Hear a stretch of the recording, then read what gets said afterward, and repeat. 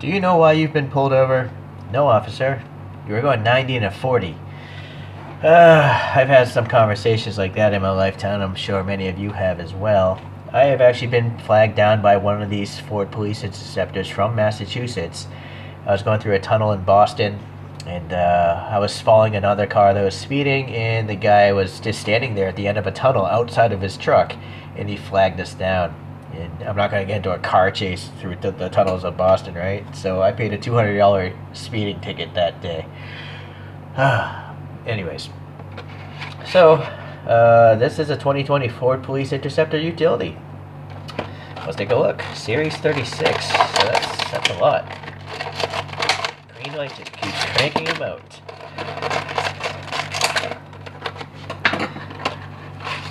There we go. This junk here. So I guess this thing is based off of the Ford Explorer, but I went to the Ford police website and found out some information on this thing. This thing is supposed to have like some sort of 75 mile per hour rear crash impact test. So I don't know exactly what that means, but I would have to deduce that maybe something can run into this thing at 75 miles per hour and the thing can still operate. Or maybe this thing can crash it backwards at that speed and still operate after the impact. I could be mistaken. I didn't research it that much. It wasn't really explained on the website. It's supposed to also have a blind spot information system where the sensors are covering 270 degrees of the vehicle, and so it actually monitors the motion speed. So it's kind of like that alien tracker from the second Aliens movies, where the things go dee, dee, is beeping and it's showing the dots of the aliens coming towards Hicks and stuff like that. So that's interesting. There's also, let's see, a rear view camera. Windows automatically roll up and lock the doors if a threat is detected through that motion system. Okay, a couple different engine choices between 3 and 3.3 liters. They're V6s. It might be a hybrid powertrain, or it might be eco-boosted, or just normal, I guess. And I think one of those engines can make up to 400 horsepower, so that's pretty powerful. Okay, so hopefully you've had enough time to compare the photographs. It's interesting, this photograph, because I've never heard of a Newport, Massachusetts. I don't think such a thing exists. But I do know there's a Newport, Rhode Island, which is really near. So what is a mass police vehicle doing in Rhode Island? Anyways, okay, let's get a better light angle. It's a heavy model, being an SUV and a metal base. Get that out of the way. Nice roller. So the wheels didn't really match the photographs, but I would assume these might just be wheels from a different livery that Greenlight's producing for an Explorer, or maybe even in the past. Maybe the photos I pulled up were 2021 models. I'm not sure. They're decent detail though, and I like the fact that there's air passing between the spokes, so it's pretty realistic. I don't think you need to see a brake system because it would probably be covered up anyways by the center there. So that looks good. The printing is really nice. It's tampo printed, so it should be pretty durable in the long run. It's a good application of the light blue over this dark blue. Like, it's not running across much. There's a tiny bit of the door there, but it's acceptable. And then, this break between the dark and light looks pretty good. There's black paint here around the windows, looks well done. This looks alright as well, the black down here. I guess if I was really nitpicky, there shouldn't be any blue down on this part, past the door break. That should be black. Okay, well that side looks alright. Let's see the front view. So the Ford logo looks good, looks quite legible. See the little auxiliary lights in the grille look good. These lights here look alright, it's just painted silver. Is there a texture in the grille? No, it's just smooth.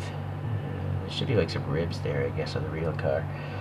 But this looks alright. The ribbing here, really thin ribs actually. And then the nice grille texture up there. And they even got the little white stripe. This white stripe is on the real photograph. So that's pretty nice. The headlights look good because they're plastic. There's depth to them. There's light buckets back there with what looks like light bulbs, so very nice. Okay. I don't understand why there's silver here. I don't see that on the photograph of the real car. So maybe again there's an update or something. Okay, but this good orange brake here looks nice. Right at the top. What was that? Contaminant or something? It's not the smoothest paint. Sorry, I keep hitting the camera. It's not the smoothest paint, but oh well. Some raised up wiper blades, part of the casting, painted black. Seems okay. The windshield's alright. Looks like there's a lot of good detail on the inside. Let's get the flashlight out and see if what's going on.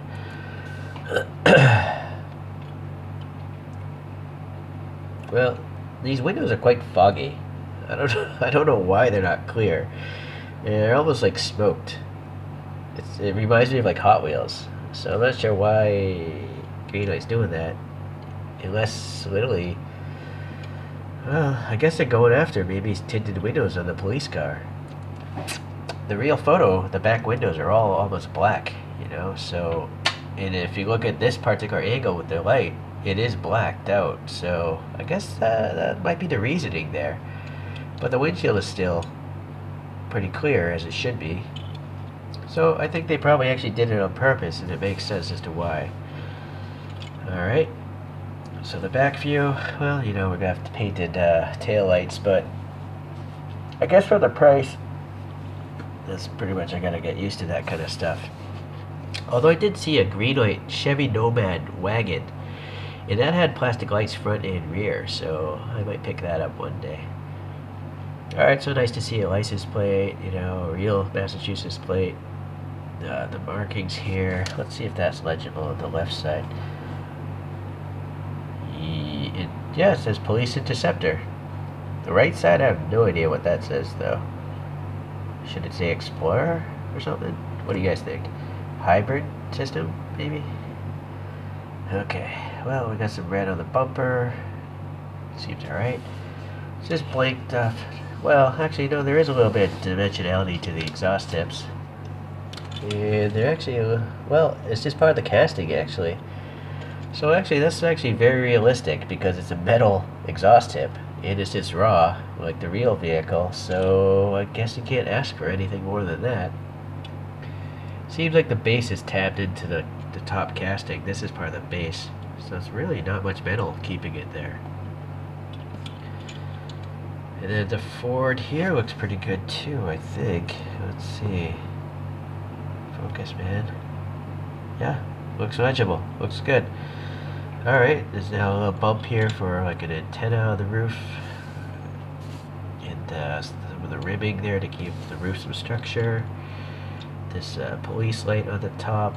That I wish was a little better. It's nice to see the silver paint up top. But like something indicating segments in here, you know, because police bars, they usually have a bunch of different LED sets for the red and the blue and possibly white. But again, I suppose for the price, it's pretty good. Okay, so all in all, I'm not noticing any major problems. You know, the paint could have been a little bit better there, but I think it's a pretty good model.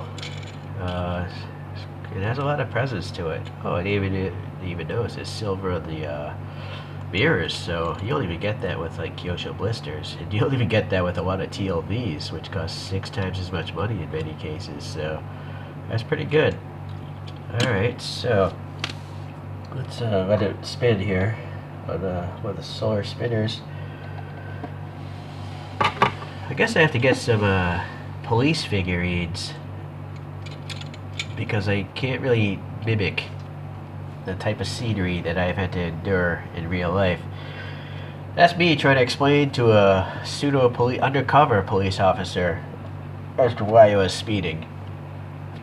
I used to have a Turbo Miata with a full roll cage, but this is a Hot Wheels, by the way, and it's got some 3D printed wheels on it. So I'm also noticing, you know, this Greenlight has no opening panels. So that is another point I want to mention. I gripe about it all the time in my videos, opening panels. Here's a Greenlight Camaro. Right, so from this distance, this SUV just looks so much better because all the gaps are consistent, right? Whereas that Camaro, you can just see the giant darkness of that hood gap. And then the fact that this gap is attached, but it's just totally different. I find that, it's very distracting to look at. It's why it bothers me a lot, and it's why I also complain about it a lot in my reviews.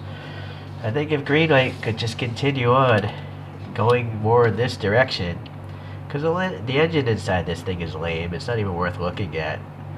And you don't look at cars with the hoods up, right? You look at cars like this. This is what it looks like in most photographs. Whenever you walk around outside, that's what cars look like. The hood is down. So I do like this a lot more than that. So hopefully Greenlight, you can do more of that.